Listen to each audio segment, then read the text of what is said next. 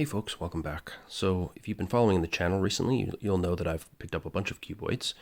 I've gotten really into learning how to solve them, really enjoyed the process of doing so, but one thing I like to do with my puzzles is after I've learned how to solve it for myself, I like to go online and see what optimizations other people have come up with and try to refine my method, come up with a sort of amalgam of my own approach and adopting little bits and pieces of useful methods that others have developed for the same puzzle. And I found that weirdly hard to do with the cuboids. You tend to have a bit of a divide between people showing cuboid tutorials who are speed cubers, and so they tend to do things really quickly, not necessarily explain the thought process behind it, because they're just so accustomed to solving puzzles at insane speeds.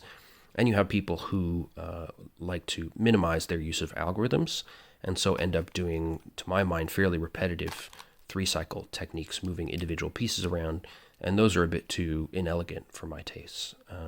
Because these puzzles do have a certain kinship with the classic n by n cubes, I like to try and use efficient and elegant solves, since that's what I do with n by n cubes. So what I've done is I've created some methods for some of my favorite cuboids, which are a combination of elements that I like and elements I've found elsewhere. And I thought I'd try and offer up a series of tutorials for those of you who might be trying to do the same thing as me, and just getting to know your cuboids a bit better and trying to come up with some nice and enjoyable ways to solve them. So I'm going to start with simple cubes. First of all, we have the 2x2x3 here. Then I'll do the next video on the 3x3x2, and from there I'll expand into more complex cuboids for which you can use these same techniques and apply those to the new puzzles as well. So we'll get started here with a 2x2x3.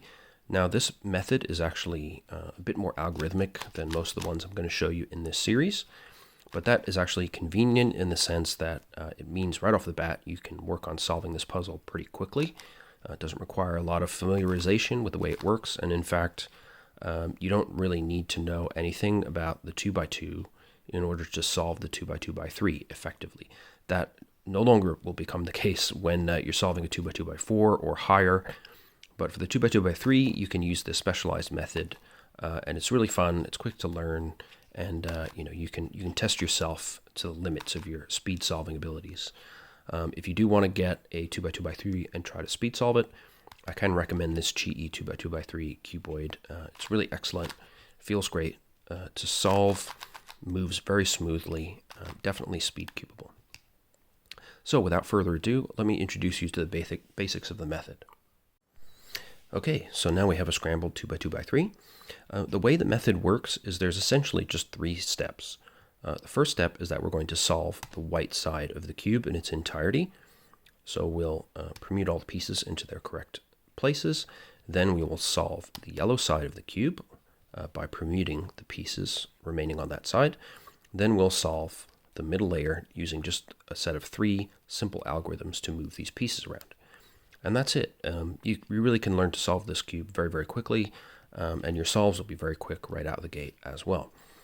Now, the first part of the method, the solving the white face, is quite intuitive, so you really need to do a little bit of experimentation with the cube, but it won't take too long before you start to work out how things fit together. So there's kind of two main principles to keep in mind when you're learning how to solve these top and bottom faces intuitively. First of all, a key property of this cube is that it's a so-called domino cuboid. That means that you have one axis which can only turn 180 degrees effectively. So in the 2x2x3 case, that means this long axis, if you turn it 90 degrees, nothing happens, right? You can't make any further turns, so you have to turn it 180 degrees. And that has several consequences. Firstly, the white and yellow pieces will only ever mix with each other on these two faces. Since there's no way to turn 90 degrees and have the pieces go around the other four faces, they only mix together on the top and the bottom. Secondly, again, because you can't turn the pieces 90 degrees, there's no way for these corners to become misoriented. They are permuted out of place, but they will always be facing the correct way. The white pieces and yellow pieces will always have those faces pointing up or down. And finally, one important principle to keep in mind is that when we're matching up pieces, An easy way to do that intuitively is just to remember that when you move one of these long axis faces, whatever piece was in the front on the bottom will be in the back on the top, and vice versa. The piece that's in the front on the top will be in the back on the bottom, and so forth. That simple principle in the back of your mind will help you quickly figure out ways to intuitively match up pieces. Okay, so I'll give you an example. So the way to start with solving the white face, first of all, is to try to bring together pairs of pieces. So here I see right off the bat, we have a green, red, and white piece in the front left on the top. We also have a red facing frontward on the bottom. So that means if I turn that piece to the back, like so, then I know, because of the properties of these faces, when I turn this up, the red will be on the front. That means these two pieces will immediately match up, and we have our first pair, right? So I'll just bring that down to the bottom for now, and we'll just forget about it for the moment, and bring the other two white pieces up to the top. Now for these two pieces, what I try to encourage you to do is to work out a way to solve these into place intuitively if you can. It's not always super fast to do that, and if you are going for speed, you may want to just go ahead and do the sequence I'll show you in a minute. But usually there's an easy way to get a third piece in, and then you can drop the third one in with a simple algorithm. So again, we just use the properties of the cube in this case. So we have a piece with blue facing frontwards here at the front of the cube, and we know that at the back of this pair we have blue on the back. So remember that when we move this piece to the bottom, it will now be at the back, meaning blue will be at the back. So if I bring that down, now we have three pieces solved because the blue has matched up here. So that leaves us with just one piece left. The simple way to place a piece in the bottom, make sure that your bottom layer has the open slot in the front right on the bottom.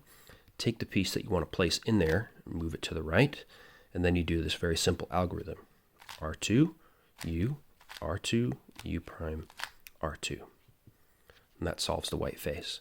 And that's really the only sequence you need for this step of the solve. Okay. If you use the principles that I showed you and just get to know the cube for an hour or two when you first get it, you'll find that you'll very quickly develop an intuition for how to match up your first two or three pieces on the white side. And from there you can use the algorithm and you'll be done very, very quickly. Okay, so that's the first step, the solve. Next we need to permute the yellow side. So when we want to permute the yellow side of the cube, we need to first look at what case we have on the top layer. Now, in many, many solves of this puzzle, what I find happens most frequently is what you see in front of you, which is that after solving the white layer completely, normally I end up with one solved pair in the yellow layer and one unsolved pair where the pieces need to be swapped. You do occasionally end up with all four pieces needing to be swapped, and then I'll show you what to do with that in a moment. But it's very simple to deal with this case. There's a nice algorithm that will easily swap these two pieces for you without destroying your work on the bottom layer. So what you want to do is make sure that you have your two pieces that need to be swapped on the right side on the top of the cube, and then you do this sequence. R2, U, R2, U prime, R2, F2, U prime, F2, U, F2. And you can see the white layer is still solved on the bottom, and now we've swapped those two pieces on the top layer, and our top layer is also solved in this case. Now, if we were in a situation where all four pieces needed to be permuted, then you need to do a little bit of extra recognition.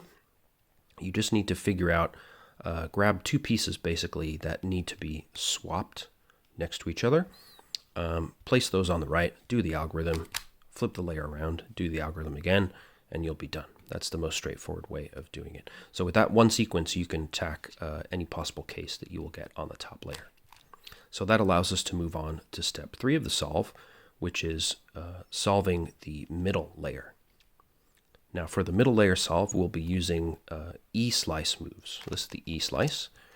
We don't use those at any other point in the solve because we're just basically ignoring the middle layer completely until we get to this final step. Now there's only 3 cases that you need to worry about for this stage of the solve, okay?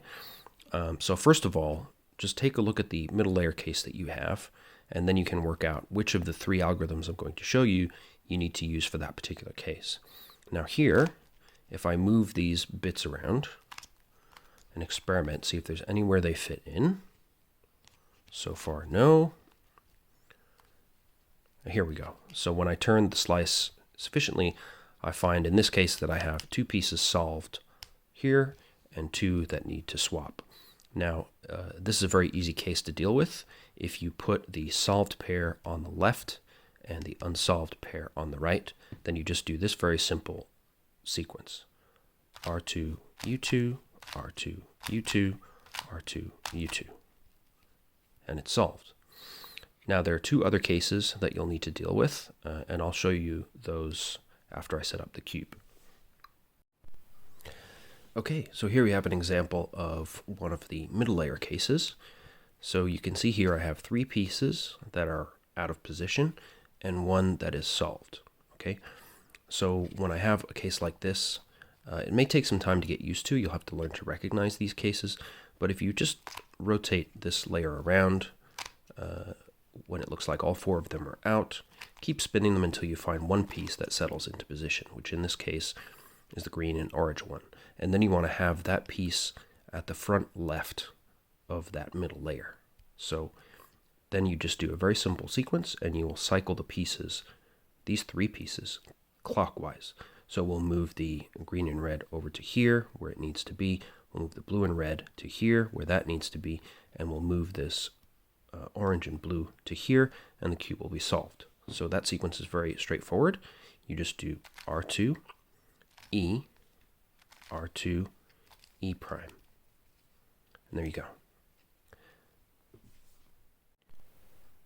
The last case you'll need to resolve on the middle layer is another one where you have 3 pieces that are out, but in this case the pieces need to be moved counterclockwise. Okay, so if you see the situation here, we have 3 pieces that are out and they need to be shuffled in a counterclockwise direction. The blue and orange needs to go here, the blue and red needs to go here, and the green and orange needs to go here. Once again, we'll have 1 piece which is solved if we sufficiently rotate it around the cube. So to make it easier for yourself, I recommend again rotating that piece into position so that you have a clear idea of what pieces need to be swapped. And then in this case, place that solved piece at the back left. So for the previous case, we had that piece in the front left. Here we want it in the back left. Then you do this simple algorithm and you will cycle these pieces around counterclockwise and the puzzle will be solved. That sequence is R2, E prime, R2, E. And there we go. So that's the whole of the solve for the 2x2x3. As you can see, it's really straightforward. You just need to solve the first layer, which is mostly intuition, followed by a placement of a final corner. Then you will permute the pieces on the top layer, which only needs 1 sequence. And then you have 3 possible cases of the middle layer. So I'm sure you can tell that if you practice this method sufficiently, you can be solving this under 10 seconds relatively quickly. So what I'm going to do now is I'll just do a quick scramble, and then I will do a little walkthrough solve for you and show you how to apply those sequences in practice. Okay, so if you want to follow along, here's a scramble that I picked up from speedcubingextraevents.org. I'll, of course, write the scramble on the screen as well while I'm scrambling so you can follow it. As with most of the cubes and cuboid type puzzles, you do the scramble with the white face on the top and the green face pointing towards you. So the scramble is as follows: U2, D2, R2, D2, U2, F2, L2, D2, oops, L2, U prime, D2, and L2. Okay? So we'll just take a look at how the cube looks all around, just so you can make sure you have the scramble correct. Okay, so first things first, we'll look at the state of the white pieces. We don't have any solved pairs so far, and 1 piece that's sort of a straggler over here on the top. So let's try and form up a pair. One thing we can look at is this piece has orange on the back. Here we can put orange on the front and form a pair like so. Put that down to the bottom. Now on the back here we have green. So we have green here on the side, but if we move that up and, well, no, that's not going to work. Yes, there we go. So now I have my green on the front, green on the back down here. So again, if I rotate this in, it'll go immediately into a solved slot. That leaves us with one slot on the bottom front, which I can then use R2U to U prime R2 and put that into position. So the white layer is now solved. Now on the top layer, we have one pair on the left here, so we can leave that where it is, and we just need to swap these two pieces here. So again, we'll do our simple algorithm. R2U, R2U prime, R2 F2, U prime F2, U F2. And now the top and bottom are both solved. And we can see that we have one bar, actually two bars in the middle. So if we rotate these around a bit and see where they slot in, yes, so we have the green and red side here is solved. These two pieces need to be swapped, so we can just simply do R2U2, R2U2, R2U2. And we're done. And while we're here, let's do one more quick solve, since these are very quick on this puzzle.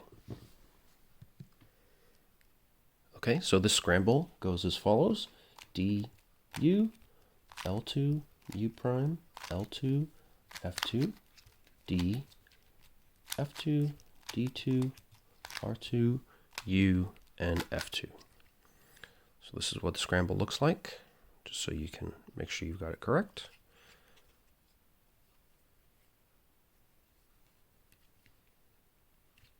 Okay, so first things first.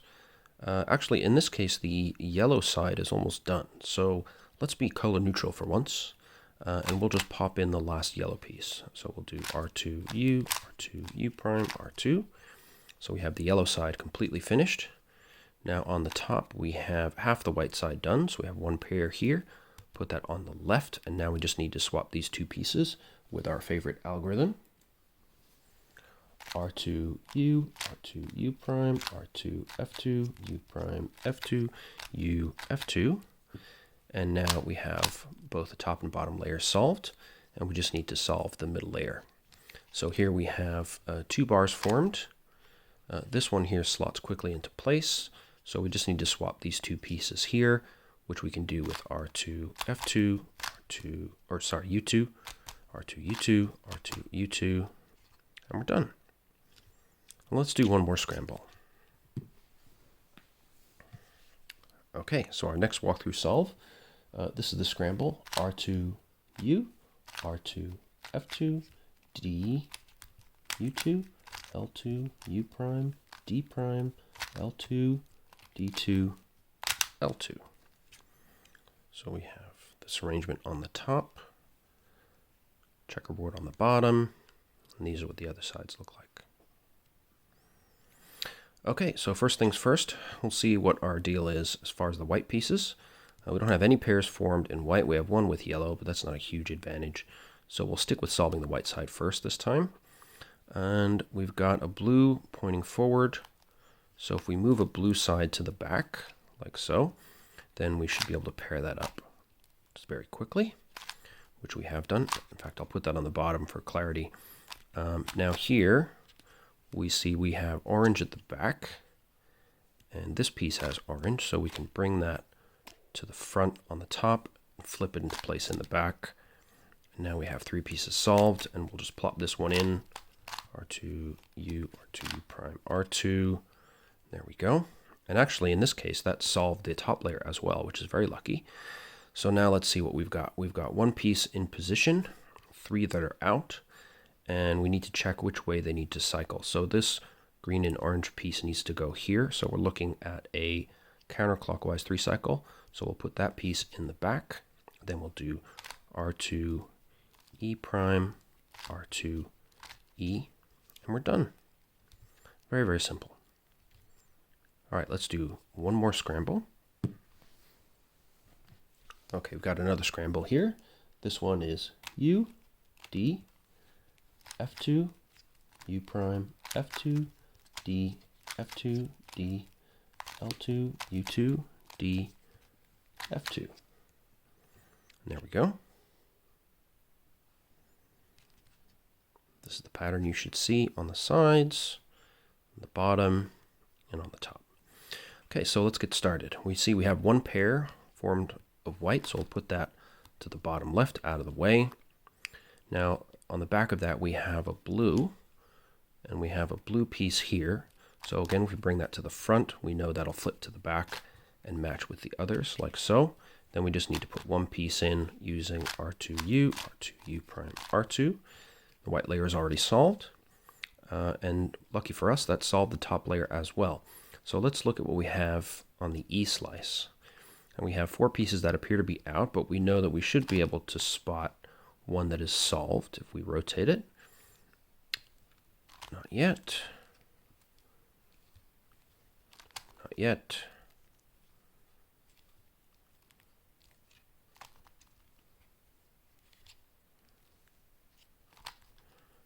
Okay, so this is actually a pretty unusual case. This is where we actually need to swap pieces diagonally. But what we can do in that case is we can just swap 2 pieces and then solve the resulting case. They can be any 2 pieces. So we'll just swap these 2 to start with.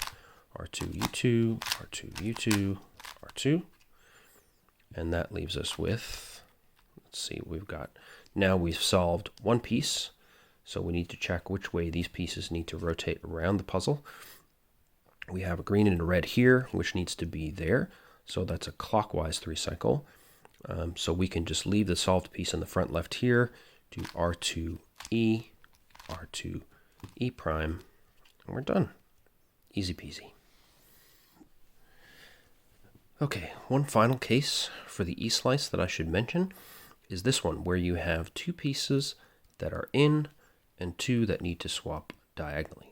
Okay, now this one doesn't seem to be covered by any of the sequences we have, but in fact we can just combine them to get where we need to be. Okay, so what we can do is just swap 2 pieces and then solve the resulting case with the other algorithm. So we'll just swap these 2 for now, R2U2, R2U2, R2U2, and that left us with a 3 cycle case.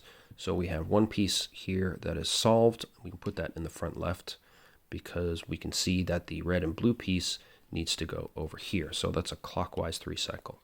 So we'll do R2E, R2E prime, and we're done.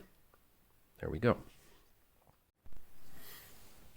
Okay, just for absolute clarity, we'll just do one more scramble, and then I'll send you on your way. So once again, white on the top, green in the front, and the scramble is F2, D prime, L2, U, R2, D2, L2, D2, U, R2, U prime, and R2.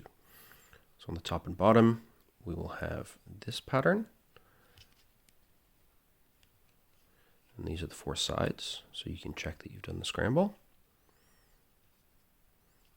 Okay, so first things first, as always, we'll check the situation with the white pieces.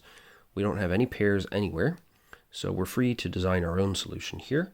Now, we can see straight away that we have a piece with blue in the front on the bottom and blue on the back on the top. So we can just flip that immediately into place, giving us 1 pair. We can put that to the side on the bottom. And now that one has a orange on the back. So if we bring this one here to put orange on the front, we can slide that into place right there. Then place the last piece in by putting it in the front right. R2U, R2U prime R2, and the white side is done. Now we need to permute the top face. We can see once again we have a pair of yellow pieces, which we'll put on the left, and we'll just swap these 2 pieces, which we can do with our usual swapping algorithm. R2U, R2U prime, R2, F2, U prime, F2, U, F2. And now both the top and bottom are solved, so we'll get those lined up. And now what do we have on the E slice? We can see that nothing appears to be solved at the moment. So we'll rotate around and see if we get anything useful. And it seems like not so much. So we'll just use our technique of just swapping any 2 pieces and solving the resulting case. R2U2, R2U2, R2. And what we have is, now we have 1 piece solved here, the green and red, And the other pieces, we can see that we need to do a counterclockwise 3-cycle because the blue and the red here needs to go over here. So actually, sorry, that's a clockwise 3-cycle. There we go. So I'll put the solved piece in the front left, and I'll do R2E, R2E prime, and I'm done. So I think that was probably a bit too exhaustive, if anything, but hopefully those walkthrough solves kind of brought together all the concepts for you. The 2x2x3 is a great little puzzle. It's really straightforward to learn, but fun to solve. I'm sure that after a while you may want to progress to more complicated puzzles, but I always find myself pulling this out now and again and just doing a bunch of solves because they're quick, they're easy, but they still get my brain going a little bit. And I find it really helpful when I want to get in the zone for solving some bigger cuboids as well. And it's fun to really push yourself and see how fast you can solve this thing. And as you can see, the method is really simple.